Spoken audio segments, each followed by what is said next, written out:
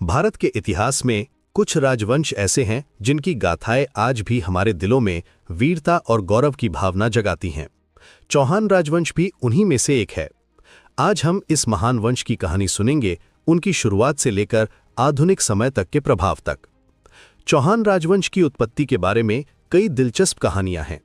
Rajput bardic परंपराओं के अनुसार चौहान अग्निकुल राजपूतों में से एक हैं। माउंट आबू के अग्निकुंड से 4 योद्धा वंशों का जन्म हुआ था: प्रतिहार, चालुक्य, परमार और चौहान। ये कहानी बताती है कि जब असुरों का आतंक बढ़ गया था तो महान ऋषियों ने यज्ञ की अग्नि से इन वीर योद्धाओं को जन्म दिया था। हालांकि ये एक पौराणिक कथा है, लेकिन इससे पता चलता है कि चौहान अपने आप को कितना पवित्र और दिव्य मानते थे। ऐतिहासिक रूप से देखें तो चौहान शब्द संस्कृत के चहमान से आया है। सबसे पहले ज्ञात चौहान शासक वासुदेव था, जिसके बारे में कहा जाता है कि उसने 551 सीई में शासन शुरू किया था। लेकिन असली में चौहान राजवंश की नींव 7वीं सदी में मानिक राय ने रखी थी। उन्होंने अजमेर और सांभर को अपनी राजधानी बनाया और यहीं से चौहानों की शक्ति का विस्तार शुरू हुआ।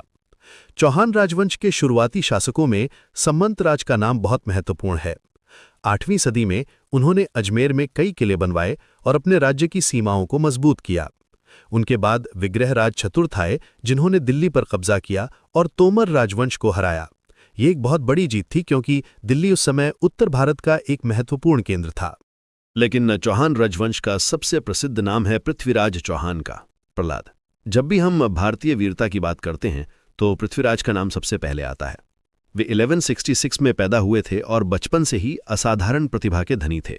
कहा जाता है कि वे शब्द भेदी बाण चला सकते थे, यानी सिर्फ आवाज सुनकर निशाना लगा सकते थे। पृथ्वीराज का शासनकाल 1178 से 1192 तक था। उन्होंने अपने राज्य का विस्तार किया और कई छोटे राजाओं को हराया। 1182 में उन्होंने चंदेल राजा परमर्दिन देव को हराया, लेकिन इन जीतों के साथ साथ उनके दुश्मन भी बढ़ते गए। सबसे बड़ी समस्या यह थी कि राजपूत राजा आपस में एकजुट नहीं थे। इसी बीच उत्तर पश्चिम से एक नया खतरा आ रहा था। मोहम्मद गौरी, जो गजनी का शासक था, भारत पर आक्रमण की योजना बना रहा था। 1190 में उसने बठिंडा पर कब्जा कर लिया, जो पृथ्वीराज के राज्य का हिस्सा था। यह युद्ध की शुरुआत थी। 1191 में तराइन का पहला युद्ध हुआ। यह युद्ध पृथ्वीराज की जीत में समाप्त हुआ। मोहम्मद गौरी बुरी तरह घायल हुआ और वापस गजनी भाग गया। लेकिन यह जीत अस्थायी थी। गौरी ने अगले साल फिर से हमला करने की तैयारी शुरू कर दी। 1192 में तराइन का दूसरा युद्ध हुआ, जो भारतीय इतिहास का एक निर्णायक मोड़ था।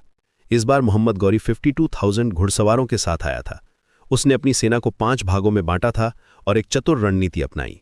सुबह के समय अचानक हमला करके राजपूत सेना को चौंका दिया।